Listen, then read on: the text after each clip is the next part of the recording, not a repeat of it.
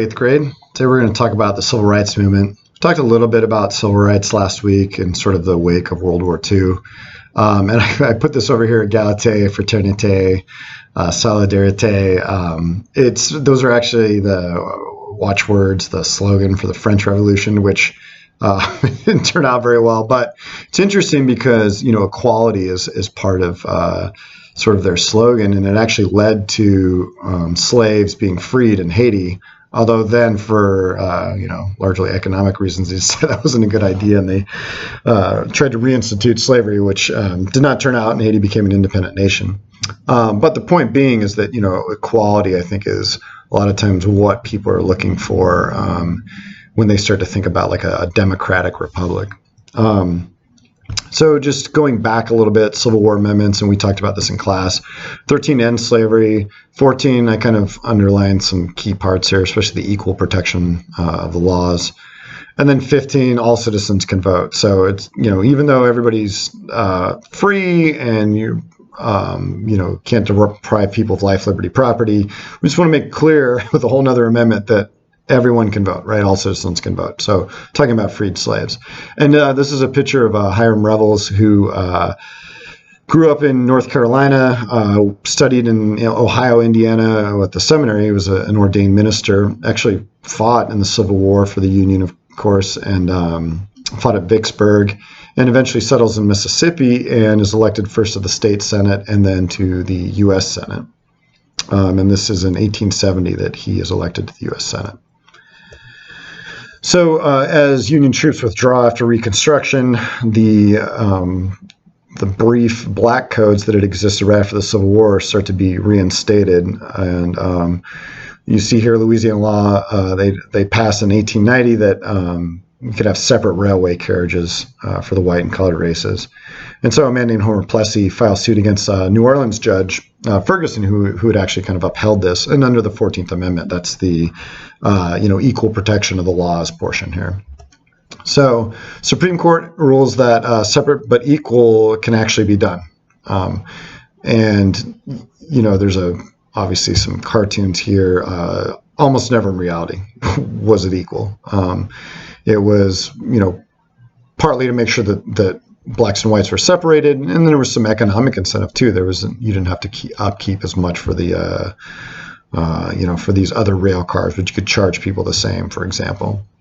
So leads into more sort of codified laws known as the Jim Crow laws. Again, primarily in the South, and I talked about this, last week, talking about the aftermath of World War II. But segregating, dividing whites and blacks everywhere, to include in death and cemeteries, right? Being buried in separate areas. So theoretically separate but equal was the law, but the reality was much different. So you see two classrooms in the era. You see the white kids with their desks and they're in a nice classroom. They're all, look to be in the same grade there. Well, there's one boy in the back there. It looks like he might have flunked once or twice. But and then you go down to this other picture, and it shows you, they do have chalkboards, I guess, but there's no desks. Clearly, all age ranges. There's a little pot-bellied stove in the corner to try and keep this building warm. It looks just like kind of a wooden clapboard building here. So again, separate but equal being the emphasis, was certainly not the case. So I just threw the Korean War in here because, I talked about World War II and African-American troops fighting with distinctions in their units, like the Red Tails, the Tuskegee Airmen, and the Black Panthers, who were a armor unit fighting in tanks. And so President Harry Truman issues Executive Order 9981 on July 26, 1948, and it says that these units will no longer be separate. There won't be white units and black units, like everybody's in the same unit together. So once again, African Americans served distinction in these units, and making the U.S. military actually one of the leaders in segregation. So in 1954, Oliver Brown, who's simply the first on a list of people that sued the Board of Education, and this actually happened in other cities too. It was something of a project for the NAACP, the National Association for the Advancement of Colored People. And actually the lawyer that takes this to the Supreme Court, Thurgood Marshall, becomes the first African-American Supreme Court justice. And so at any rate, in Topeka or in Kansas, the district court agreed that segregation had a detrimental effect, but upheld separate but equal. So I don't know enough about it. I don't know if they were passing that off to the Supreme Court to let them decide, or if they said, yeah, it's not right, but it's still going to happen. I'm not sure. But the Supreme Court voted unanimously, which is pretty impressive, that segregated schools were inherently unequal. And then begins a process of integrating schools, which, I mean, arguably still continues to this day. It was all over the country in a lot of different ways and how to deal with that. One of the first and most well-known cases was actually Central High School in Little Rock, Arkansas, where U.S. Troops were actually brought in, 101st Airborne, to make sure the school was segregated. So as the civil rights movement progresses, you have sit-ins. It started in Greensboro, North Carolina. It was originally at a department store, like lunch counter. And some students sat down, and this continued throughout the early 60s. And as you can see here, locals would pour whatever, sugar, ketchup on people sitting there. Both white and black students would sit. SNCC was involved in this, Student Nonviolent Coordinating Committee, as well as CORE, Congress of Racial Equality.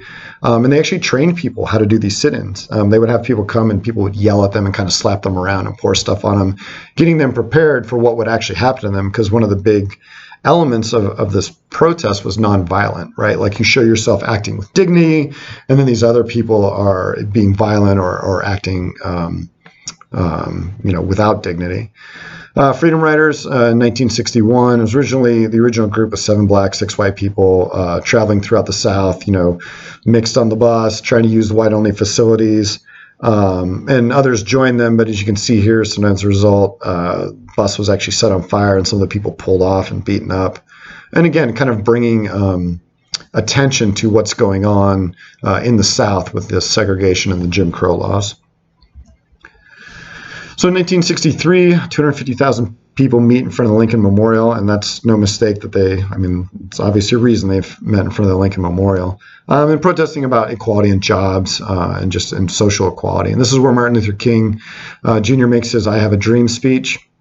And all of this leads directly to the Civil Rights Act passing in 1964, which officially ends segregation in this country. Also sets up an Equal Opportunity Employment Commission to figure out how to try and create equality in the job place and for hiring. And then the Voting Rights Act, as if it wasn't enough to have an amendment that specifically says that basically freed slaves can vote. Now we have to have another act that makes very clear that there shouldn't be restrictions of any kind on a citizen for voting in this country. So there's also the National Farm Workers Association, founded in 1962, and it eventually becomes the United Farm Workers, UFW. And they initially set up to improve wages and working conditions. And so we're talking Central Valley, California. And when we're talking working conditions, we're talking about like having water available, having somewhere to go to the bathroom. If anybody's been to Central California in the summer, it's like 100 degrees, like every day. So these people aren't asking for a lot. They're asking for kind of like basic necessities to work out in these fields and to be paid something that they can actually live off of. And so the Delano Grape Strike begins in 1965, and was not uncommon for people who own these giant farms. If the Chicano community of Mexican heritage in California was on strike, then they'd go to the Filipinos, and if they were on strike, they'd go to someone else. And so the Filipinos and the Chicanos banded together and held strong with the strike, and affected the growers quite a bit and brought it to national attention. I mean, this became national news. And then this is a picture of Cesar Chavez and Dolores Huerta, kind of like the face and the brains maybe of Chavez. I mean, don't get me wrong, they're both very capable people, but Huerta was kind of the strength and the mastermind, and Chavez was very much the face and the charisma behind the movement. And then talking briefly, sort of in the same era, the 60s into the 70s, the American Indian Movement, AIM.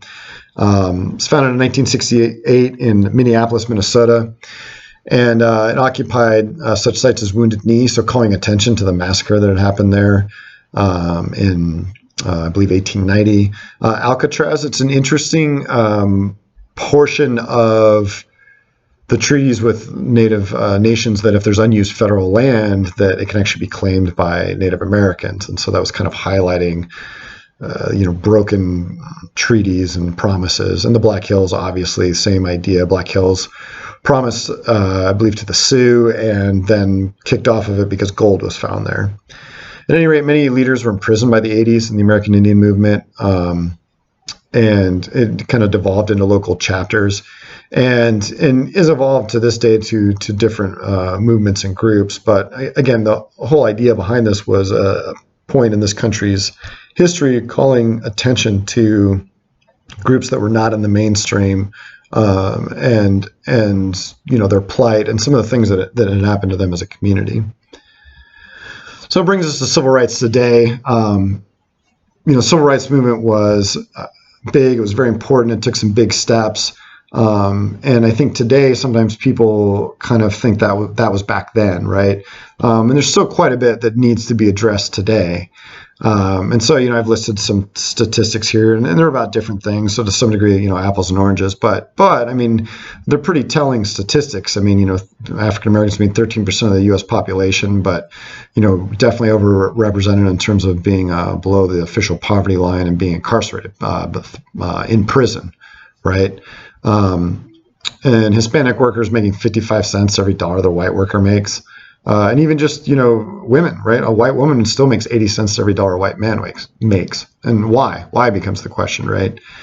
And then, like I mentioned, the broken treaties from before. There's over 500 broken treaties with Native American peoples that have not been redressed or addressed in any form. So, even though as a country we move towards trying to realize the reality of equality over just the rhetoric, there's still quite a bit to be done. And I think because it's not as conspicuous, it's not as obvious as, things that were going on in the 50s and 60s and 70s, it still exists. And it needs a kind of a new generation of ideas to address and move forward and fix these inequalities. So this is kind of like when I did World War II. 10 slides to cover all this isn't enough. There's a lot here. There's a lot of history, a lot of it very interesting. So I would encourage you, if any of it interested you, to look up some more on your own.